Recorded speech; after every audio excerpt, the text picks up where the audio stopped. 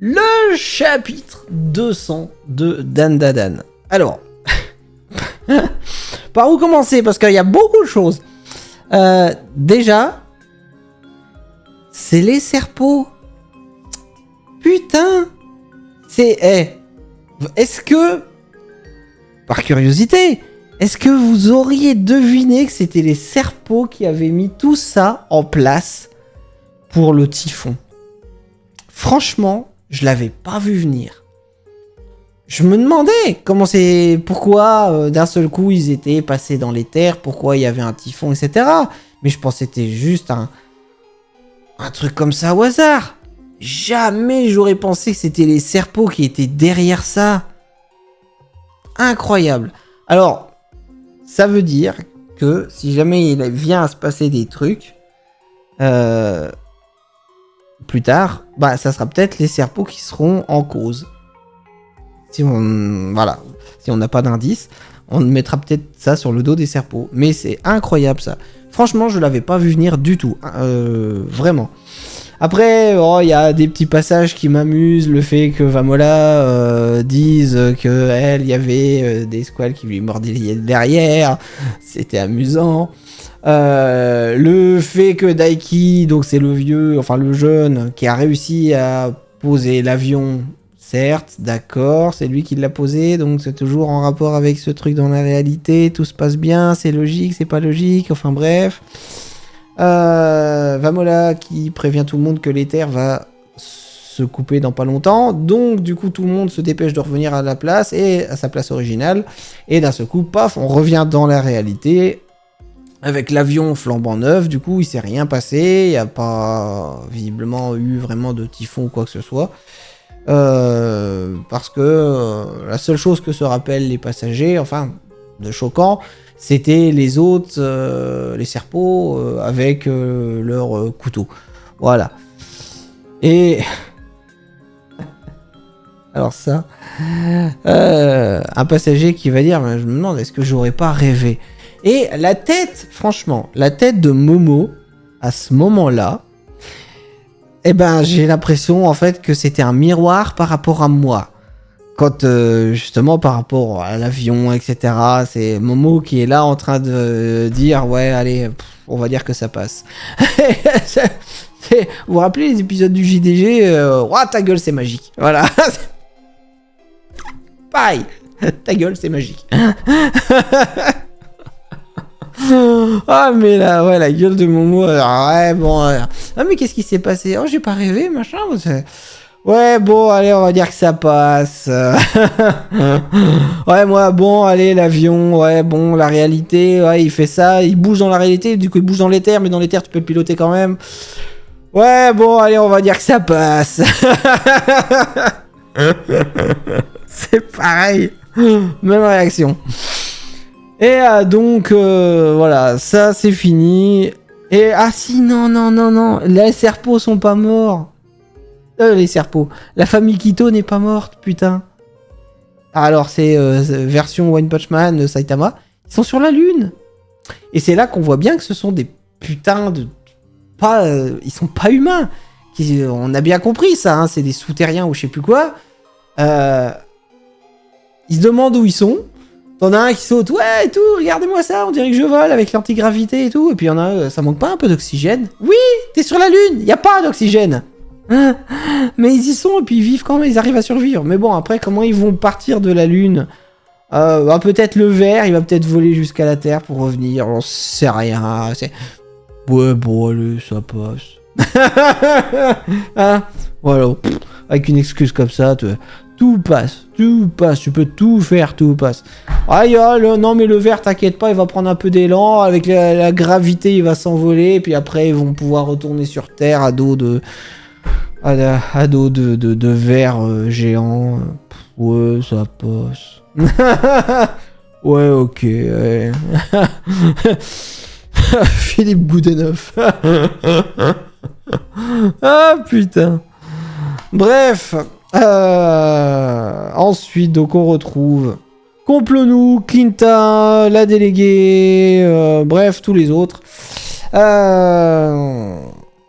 Avec, j'aime bien, L'autre dans l'ambulance, qui fait tout pour que Complonou vienne avec elle dans l'ambulance. Oh oui, j'ai mal. Et puis là, c'est l'infirmière Sado qui...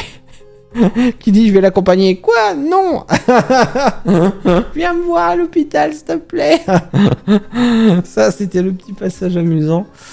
Mais le truc à retenir, c'est que Quinta va, étonnamment, même s'il est pas super efficace, à part avec la nanoskin, va être super intelligent pour ce moment-là, où il va définir un peu justement le groupe d'ennemis qui les attaque. C'est un groupe qui fait penser à telle chose, parce qu'ils attaquent, ils sont nombreux, ils attaquent individuellement, ça veut dire qu'ils ne se connaissent pas les uns les autres. Bravo! Chapeau, moi je dis, bien joué! Bien joué! Donc, il va réussir un peu à définir quel genre de groupe d'ennemis à qui ils ont affaire. Et là où Complonou est un peu, pas désespéré, mais en disant que finalement, à cause du fait qu'ils ne se connaissent pas les uns les autres, on n'arrivera pas à suivre le truc pyramidal des ennemis pour retrouver qui dirige, en fait, qui est en haut de la pyramide et qui dirige justement tous les groupes qui se trouvent en bas. Quinta répond pas forcément, et il a sa petite idée qu'on devinera peut-être plus tard, ou qu'on aura une explication plus tard pour ça. Et là vient en courant l'autre, qui est l'assistant donc de Mami Seiko. Ouh, je m'excuse. L'autre, l'assistant de Mami Seiko, qui arrive en courant, et pour remettre un objet à Complonou, de la part de Mami Seiko, justement, au cas où ils auraient affaire à des ennemis. Le truc est emballé. Alors, on ne sait pas ce que c'est. Est-ce que vous avez une petite idée? Parce que, très honnêtement, moi, j'en sais rien. J'en sais rien du tout. Alors, j'y réfléchis quand même un peu, hein. Mais vu la forme du truc, j'aurais dit une épée, mais c'est vachement plus large. Donc je sais pas, ça ressemble juste à une planche en fait. Donc j'ai aucune idée de ce que ça peut être. Si vous avez un pronostic, alors bien sûr je m'y prends un peu tard parce que l'autre épisode c'est déjà demain. Je fais cet épisode là dimanche. Mais si vous avez un pronostic pour savoir quel est cet objet, n'hésitez pas à le dire. Personnellement j'en sais rien du tout. J'ai beau réfléchir... J'ai zéro opinion dessus. C'est, je vous dis, une baguette magique, une épée, un sabre, quelque chose, mais... non, ça c'est trop idiot. Peut-être un truc, sinon, pour l'aider à se transformer... Mais ah non, il a plus de transformation, merde, c'est vrai, il a plus de pouvoir. Qu'est-ce que ça peut être, justement, comme il a plus de pouvoir? Oh là. Alors, bon, vraiment aucune idée. Par contre, en parlant de pouvoir, j'aimerais bien le retour de Mami Turbo. C'est con à dire, mais elle me manque un peu. Elle me manque un peu, Mami Turbo. J'aimerais bien la revoir. J'aimerais bien qu'elle vienne de nouveau aider Complonou et tout ça. J'espère très honnêtement qu'on reverra Mami Turbo un jour. Et plus vite qu'on ne l'espère, j'espère. Très sincèrement. Voilà, ça me ferait vraiment plaisir de revoir Mami Turbo. En forme de chat. C'était excellent. Enfin bref, voilà. Excellent chapitre, encore une fois. C'est qu'on a vu beaucoup de choses. Donc confirmation de la famille Quito n'est absolument pas humaine. Hein. Pour réussir à respirer sur la Lune, il faut pas. L'explication de l'atterrissage de l'avion, ouais, ça passe. Voilà. N'est-ce pas? Et... un objet inconnu donné à Complonou. Mais qu'est-ce que ça peut être? Eh ben, on le saura peut-être dès le prochain chapitre. Allez, j'espère que mes yeux iront très vite mieux de façon à ce que je puisse vous refaire une lecture de chapitre. Et surtout les températures, parce que j'ai prévu apparemment que les températures allaient, allaient augmenter milieu de semaine prochaine très fortement. J'espère que j'arriverai à supporter ça. S'il fait pas encore 50 degrés dehors, ça devrait aller. Mais voilà, moi 30 degrés dans l'appart, c'est impossible à vivre. Ah, c'est une catastrophe.